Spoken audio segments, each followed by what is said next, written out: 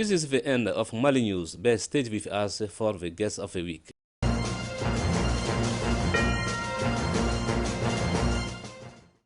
It is a pleasure for me to welcome in the studio of ORTEM 1 a training and development specialist.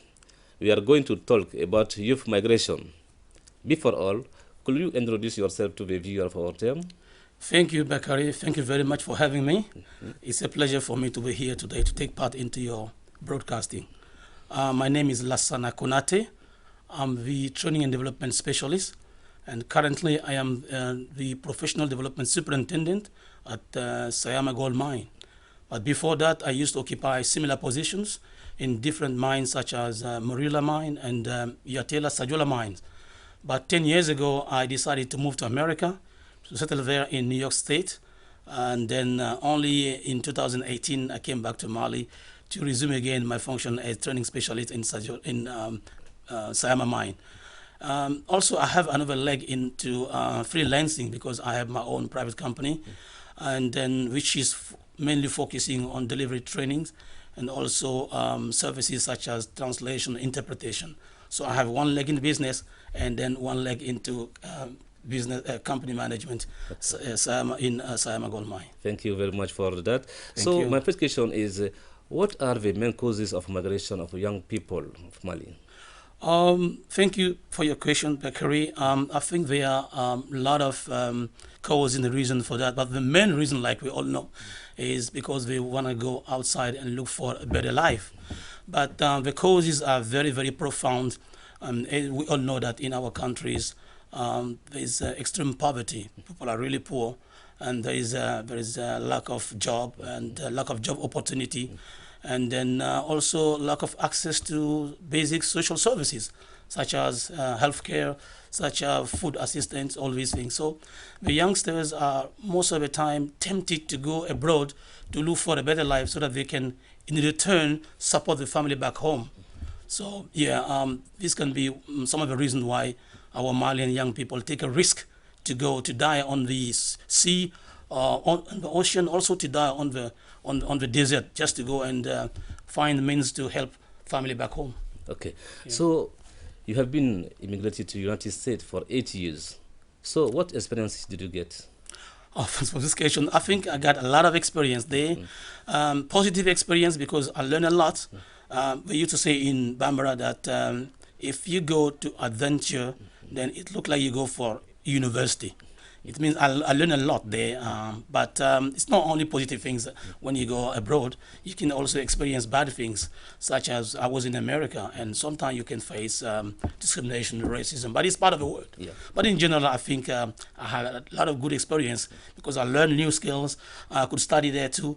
I also had experience to exchange, to work in a multicultural, multilinguistic environment. So yeah, it was very positive. Okay, good. So according to you, what can do the government to stop the moving of young people to another country?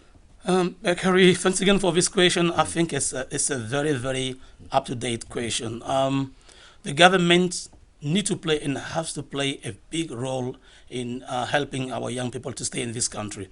First of all is to create job opportunities. Second of all is to give them access to at least the basic social services, like healthcare, for example, like subsidize, for example, project. If a youngster has a project, for example, the government need to come in to help so that at least the young people can have a framework and have some means to realize a project, for example. So these things are not done. And most of the time, if you're suffering inside the country, what do you think? Or if I go outside, I can help my family. And also the good examples are here. Most of the time, the youngsters or the people who migrate abroad at least are able to find means to subsidize or to find means to sustain the family back home. So that's why I think the government need to play a big role is to help create jobs, job opportunity, and also create social services to help families, young people, all people, every citizen of this country, Okay. to make the country lovable and livable. Okay, so you have an experience immigrated. So what message do you have for young people to stop moving? I have a big message for the young people. Going abroad is good. Trying to have means to support, sustain your family back home is good. But it is not worthy to take some risk. I would not like them to go to die on the sea, or to die on these makeshift boats there, or to die on the desert. If you want to go abroad, try to get a visa. If you want to go to America, you want to go to Europe, try to have a visa.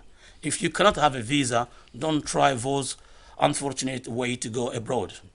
You may migrate to surrounding countries too. It's not a big deal. But if it is going to Europe and America, which means you have to use big means to go there, please be careful. Don't take a risk. And everything is not gold there. Like they say, all that glitters is not gold. Yeah. Everything is not like shining outside there. People suffer a lot. The money that your family members, your brothers are bringing back home here, they are, putting tremendous effort. Yeah. They are really sweating to get this money back. So it's not everybody who can go abroad and succeed.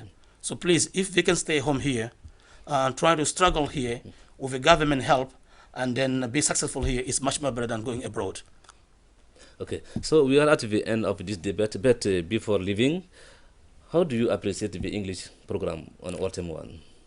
Mr. Jara, I think this is one of the best programs, because at least it gives opportunity for Malians who can speak English, who can understand English, not only to listen to your broadcasting, but also to learn English from that, also to experience, to share with everybody their language experience, like my case, for example. So I think this kind of broadcast is very good, and I encourage you, and I encourage all the Malians, especially the English-speaking people, to listen, and then even to contribute if they can. Okay. So thank you for coming.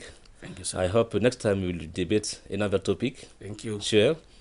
Thank you for having me, and it was a pleasure for me to be here, sir. Okay. Thank you very much. You're